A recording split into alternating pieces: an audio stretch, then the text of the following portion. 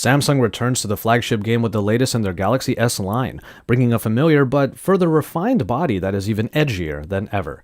It's Joshua Vergara, what's going on everybody, and this is the Samsung Galaxy S8 and the Galaxy S8 Plus.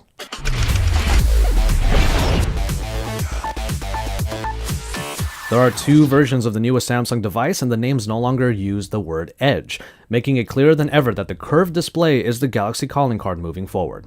The Edges have the usual tropes, like the Edge UX or any of the features that the Edge brings to the table. However, it's less about that and more about how these curved displays defy logic. The Galaxy S8 crams a 5.7-inch screen onto a body that feels much smaller than that leads on, and the curves come down to meet the hand better than ever. However, for the Samsung Galaxy S8 Plus, it manages to cram in a 6.2-inch display onto a body that feels kind of decent to handle in one hand. And a few things had to change in order to make this happen, mainly a resolution shift to 2960 by 1440 for an aspect ratio of 18.5 by 9. And the Galaxy S8 Plus manages to get a little bit taller rather than wider in order to accommodate this change. Another change comes in the removal of the hardware key. Yes, this is actually happening, folks. The hardware home button is now gone by the wayside, and even the Samsung logo at the top is gone as well. On the back now is the fingerprint reader, and while it doesn't feel too bad on the S8 Plus makes it feel awkward because you have to reach for it. And the change towards more display means soft keys, which means a nav bar and customization. Speaking of software, the latest addition to the Galaxy suite of apps is a whole new layer of assistance called Bixby.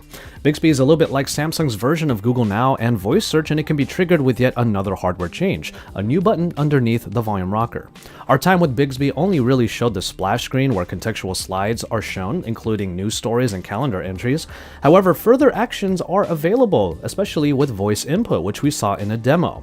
Functions here included changing the brightness or taking a selfie, and a new layer to the camera is available now as well, as Bixby can use the camera to scan not only words, so you can translate among dozens of different languages, but you can also find product information for pretty much any item. We plan to spend a lot of time with Bixby to see what it offers and to see if it's truly a new layer of assistance or just a redundancy because you still get Google Assistant built in. And all of this is housed in a water-resistant body that we were almost aggressively invited to dunk. And that body protects a bevy of hardware bits that users have come to expect, a 10nm octa-core processor that Samsung is not really telling us clearly if it's the Snapdragon or the latest Exynos, which is probably going to mean it's a mix of the two, 4GB of RAM, expandable storage, a headphone jack thank goodness, every sensor and connection type possible, and a 3000 mAh battery for the S8 and 3500 mAh for the S8 Plus. The camera is also quite familiar with 12 megapixels on the rear and 8 megapixels on the front, f1.7 aperture for both. What we were told, however, was that the cameras have gotten better post-processing, so the picture should have an enhancement, but it's more on the software side than just on the sheer specs. So Samsung strives to make changes in just the right places, even if it does mean a shift in familiarity. Gone are the Samsung logos, the tactile home button, and flat panels.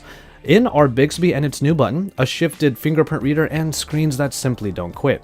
There are more capabilities that can be unlocked using the Galaxy S8 and S8 Plus, but you have to use their various tools in the Samsung ecosystem, like the Gear 360 and Samsung DeX.